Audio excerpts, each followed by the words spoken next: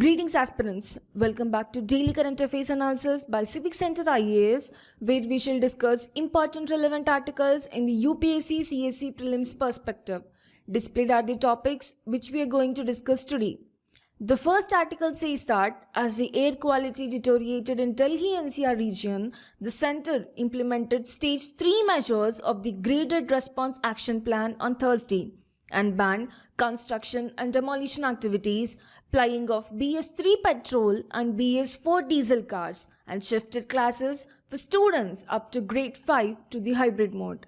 In this context, let's talk about the air quality index. Know that the Air Quality Index in India is a tool designed to provide real-time information about the air quality in your locality. Significantly, it helps the public understand the impact of pollution on their health in a simple and straightforward way. Further, the AQI system categorizes air quality into 6 levels ranging from good to severe. Let's break it down. Here, good means 0 to 50. Satisfactory indicates levels of 51 to 100. Moderate is for levels of 101 to 200. Poor is for levels of 201 to 300. Very poor indicates levels of 301 to 400. And finally, severe indicates levels of 401 to 500. But what exactly determines the AQI? See, the system is based on the concentrations of 8 key pollutants like PM10, that is the particulate matter smaller than 10 microns, PM2.5, which is for particulate matter smaller than 2.5 microns, and other pollutants like nitrogen dioxide, ozone, sulfur dioxide, carbon monoxide, ammonia, lead. And each pollutant's concentration is converted into a numerical scale that reflects its health impact, and the pollutant with the highest score determines the overall AQI for a location. So, with Delhi's AQI often falling into the severe category, these measures are not just precautionary, they are essential to safeguard public health. So, by understanding AQI and the pollutants that contribute to it, we can become more aware of the actions needed to protect our environment and ourselves. Now moving to the next article, Haryana is likely to become the first among the states and second after the Union Territory of Chandigarh to implement the 3 new criminal laws from February 28, according to the State Director General of Police, that is the DGP Satyajit Kapoor. Well, in this context, let's talk about the new criminal laws of India. See, these laws are passed by the Parliament with an aim to update India's criminal justice framework. And these changes come in form of 3 key acts. That is the Bharatiya Nyaya Sanhita, which replaces the Indian Penal Code of 1860, the Bharatiya Sakshya Adhiniyam, which replaces the Indian Evidence Act of 1872, and the Bharatiya Nagarik Suraksha Sanhita, which replaces the Criminal Procedure Code of 1898. So, let's briefly look each of them. Let's begin with the Bharatiya Nyaya Sanhita 2023, which replaces the IPC of 1860. To make it more effective, this act now contains 356 sections instead of the earlier 511. Notably, 175 sections have been changed, 8 new sections have been added, and 22 sections have been repealed. Well, one of the most talked changes is the removal of offence of sedition. In its place, the Act penalizes actions such as exciting or attempting to excite secession or armed rebellion, encouraging separatist activities, and endangering the sovereignty, unity, or integrity of India. Furthermore, the Act now defines terrorism as any act intending to threaten the country's unity, integrity, and sovereignty or disturb public order. In addition, it defines and penalizes the organized crime. Importantly, the Act strengthens protections for women by introducing the death penalty for gang rape of women under 18 years of age. Moreover, it penalizes sexual intercourse obtained through the deceitful means with the imprisonment of up to 10 years and a fine. Now, moving to the Bharatiya Sakshya Adhiniyam 2023, which replaced the Indian Evidence Act of 1872. This act, with 170 sections, has 23 changes, 1 new addition, and 5 repeals. The act retains many provisions of the earlier law, but notably, it expands the admissibility of electronic and digital evidence.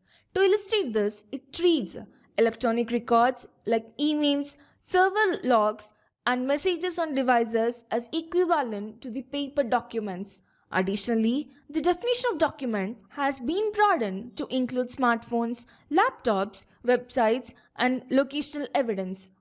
Lastly, the Bharatiya Nagarik Suraksha Samhita 2023, which replaced the CRPC of 1898, which introduces several modern updates. To begin with, it now has 533 sections with 160 changes, 9 additions, and 9 repeals. In particular, the Act allows all the trials, inquiries, and proceedings to be conducted in the electronic mode.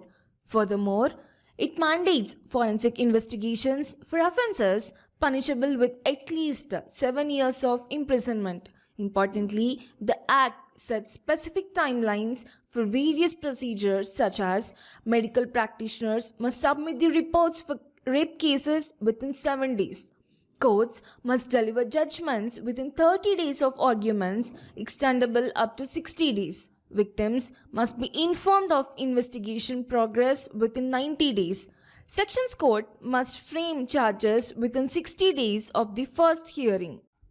Now moving to the next article, it says that Union Minister of State, Independent Charge for Science and Technology, Earth Sciences and Minister of State for PMO, Department of Atomic Energy, Department of Space, Personnel, Public Grievance and Pensions, Dr. Jitendra Singh, chaired a high-level review of ISRO's major upcoming space missions for 2025, alongside outgoing chairman Dr. S. Somnath and his successor Dr. V. Narayanan and other senior officials, including Mr. Pavan Kumar, who is the chairman of InSpace.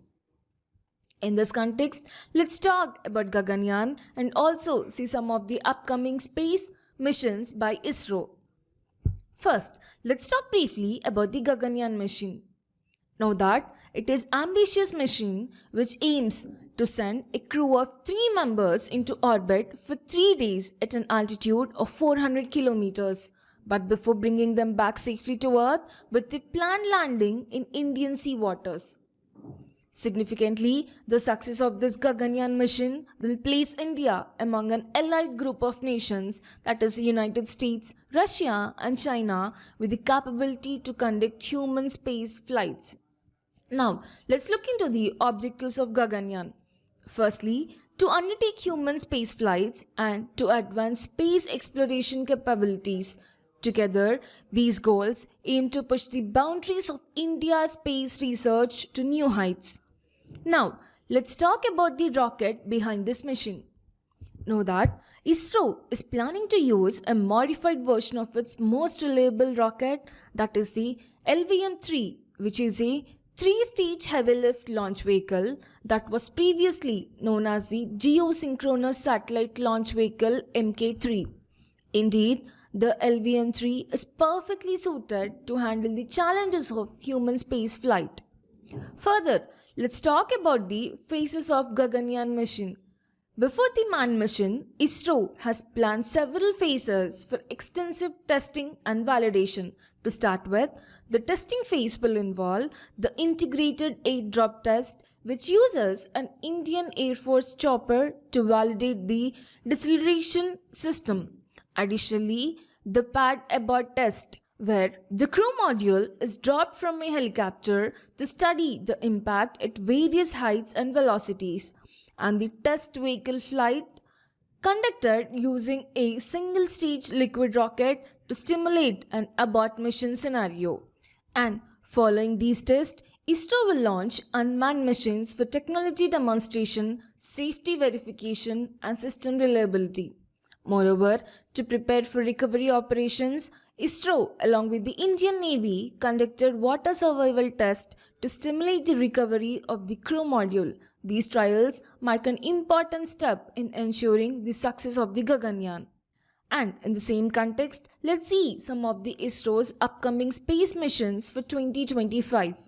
First is the GSLV F-15 mission, which comes with an objective of launching the NVS-02 navigation satellite, which enhances the India's regional navigation system, that is the NAVIC. Significantly, this satellite will feature indigenously developed atomic clocks, strengthening India's positioning capabilities. Second is the GSLV F-16 mission, which comes with an objective of launching the NISAR satellite, which is a joint project with NASA. Significantly, this satellite will use advanced radar imaging technology to monitor agriculture, natural disaster, and climate changes. And next is the LVM M5 mission, which comes with an objective of a commercial launch to deploy Bluebird Block 2 satellites for the AST Space Mobile from the USA. Significantly, this mission underscores ISRO's growing global presence in the commercial space market. Now, moving to the next article, the Centre has made it mandatory for new applicants to obtain a farmer ID for enrollment into Pradhan Mantri Kisan Samman Nidhi, that is the PM-KISAN, to get benefits under the scheme. Well, in this context, let's talk about the PM-KISAN. See, the PM-KISAN scheme supplements the financial needs of landholding farmers across India by offering direct financial support to help with agriculture inputs, and significantly, it plays a crucial role in improving the livelihoods of small and marginal farmers in the country. Furthermore, the PM-KISAN is a central sector scheme launched on 24th February of 2019 to provide financial assistance to landholding farmers across the country and subject to certain exclusion criteria. Now, let's see some of the key features of the scheme. Know that if financial assistance of Rs 6,000 annually is transferred in 3 equal installments of Rs 2,000 each, and the important thing is that these funds are transferred directly to the Aadhaar seeded bank accounts of farmers through the direct benefit transfer, ensuring transparency and eliminating the middlemen. Additionally, it is a farmer-centric digital system that has been implemented for transparent registration and verification of the beneficiaries, ensuring that the benefits reach the targeted farmers effectively. However, there are some exclusions. That is, certain categories of farmers are excluded from receiving benefits under the PM-KISAN scheme. They are the institutional landholders, former or current holders of constitutional post, former and current ministers, MPs, MLAs, mayors and chairpersons of district panchayats, further serving or retired officers and employees of the central or state government including the PSUs and also the autonomous bodies. Furthermore, superannuated pensioners receiving Rs 10,000 or more in monthly pension, and lastly, the income tax payers from the previous assessment year. Now, moving to the next article, it says that India's economy is projected to grow by 6.6% in 2025, largely driven by the strong private consumption and investment, while the pressures on the domestic currency are expected to ease, according to the United Nations World Economic Situations and Prospects report released on Thursday. Well, in this context, let's talk about the report briefly. To begin with, the economic growth. The report projects a 6.6% growth rate for India in the year 2025, driven by the key factors such as strong private consumption and robust investment. Second is the currency and foreign exchange. However, challenges remain in the currency sector. For instance, the Indian rupee recently hit a lifetime low of rupees 85.93 against the US dollar. Moreover, foreign exchange reserves dropped to an 8-month low of $640.28 billion in December 2024. But on the bright side, pressure on the rupee is expected to ease due to monetary loosening in the US, which is likely to attract more investments in South Asia, including India. Now, let's talk about the inflation and monetary policy.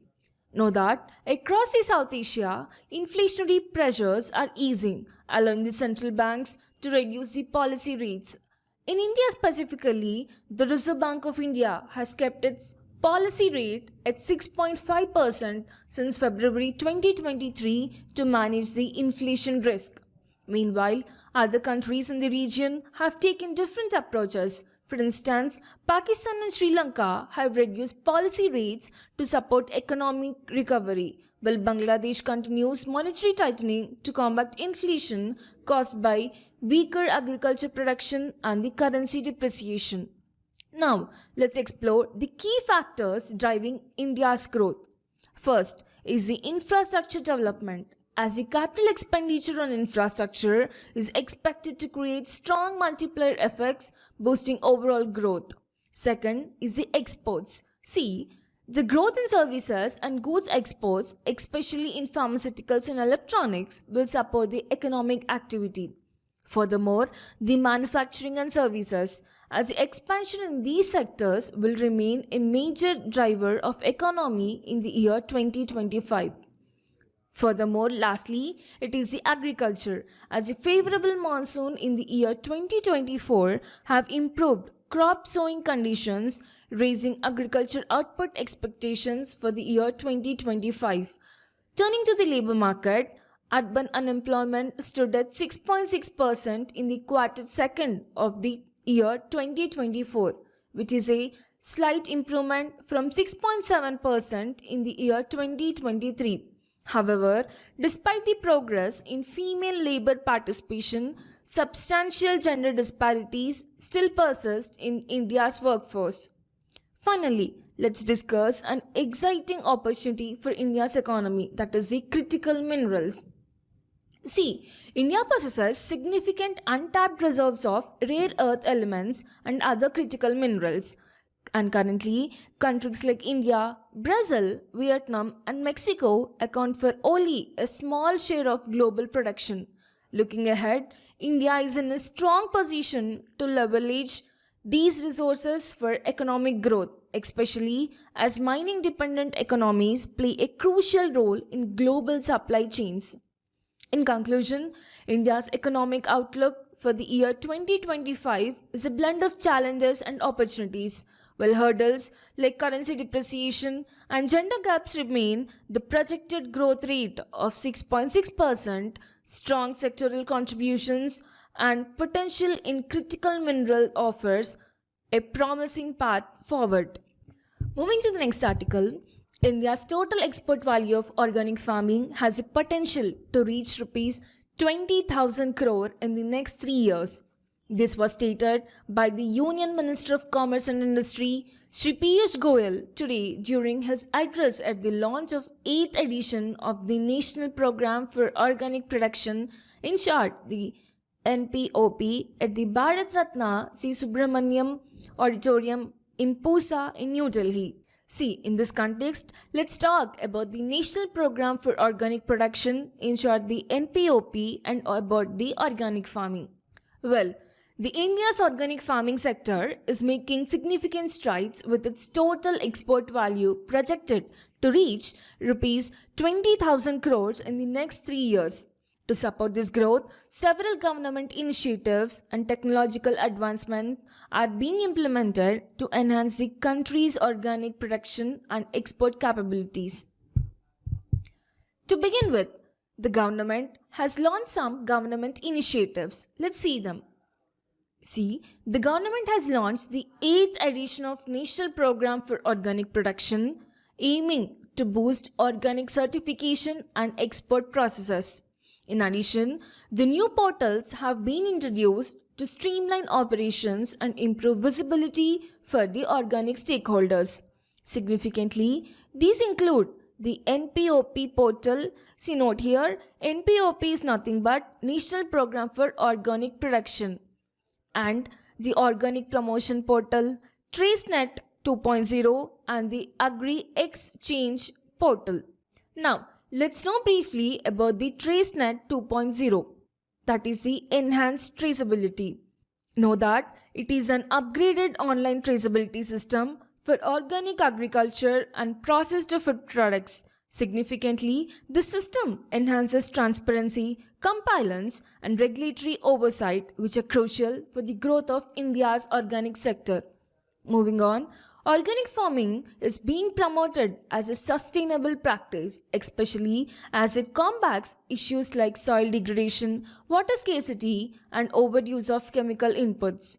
Moreover, the government has highlighted the critical role of farmer-producer organizations and cooperatives in expanding the organic farming practices across the country. Now, let's talk about the benefits. See, organic farming not only improves the yields and income for the farmers, but also contributes to the environmental sustainability. It ensures better pricing for farmers, and there's an emphasis on packaging, marketing, and maintaining quality standards. Furthermore, the growing global demand for organic products enhances food security and promotes eco-friendly practices. Furthermore, simplifying certification requirements is another key development. For instance, organic grower groups are now granted legal status, replacing the earlier internal control systems. Additionally, new provisions allows for shortened land conversion periods, making it easier for farmers to transition to the organic farming. And to make this organic ecosystem more accessible, several portals and tools have been launched, like the NPOP portal, which provides visibility and operational ease for the stakeholders. Next, the Organic Promotion Portal, which connects farmers, FPOs, and exporters with global buyers. Also, the APIDA portal offers enhanced information for agriculture and processed food stakeholders. And lastly, the Agri Exchange portal, which enables better data analysis and trade insights for the agriculture exports.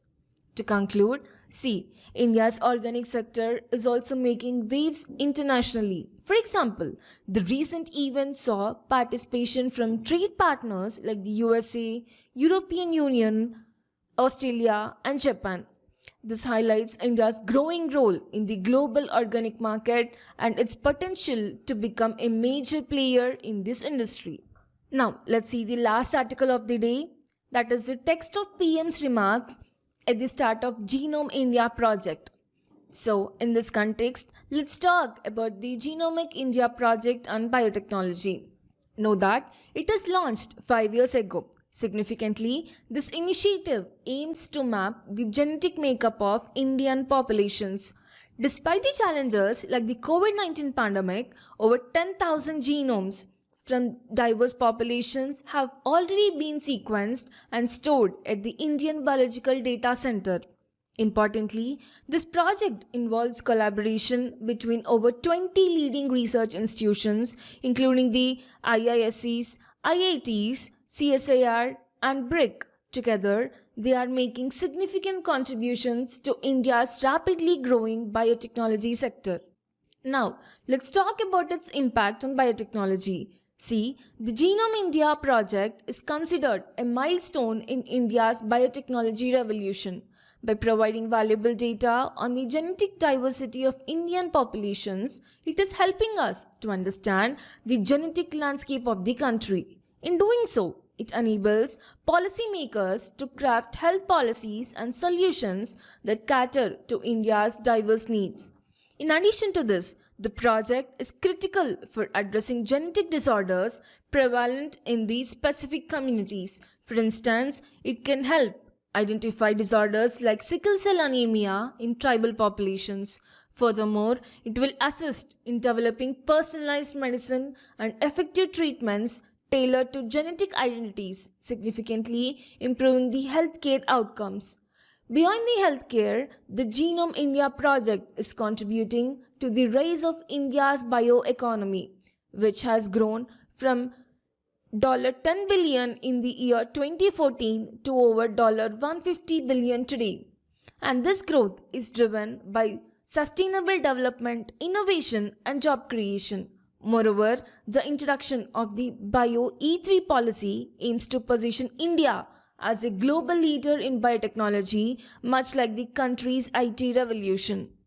And when it comes to the healthcare, India has already emerged as a major pharmaceutical hub. With the achievements such as free healthcare and affordable medicines, the Genome India project is set to further enhance India's capabilities in the pharmaceutical manufacturing, contributing to the global health solutions. To support these advancements, the government has invested heavily in the research and innovation over the past decade. For example, initiatives like Atal Tinkering Labs, Atal Incubation Centers, and the PM Research Fellowship Scheme have created an ecosystem for the innovation. Additionally, institutions like the Anusandhan National Research Foundation and the National Research Funds are promoting research across the multiple disciplines, including the biotechnology. Looking ahead, the future is even brighter. The government has allocated a corpus of rupees 1 lakh crore for research in sunrise technologies, including the biotechnology. Furthermore, the One Nation, One Subscription initiative ensures that students and researchers have easy and cost-free access to the international research journals, boosting academic and scientific output.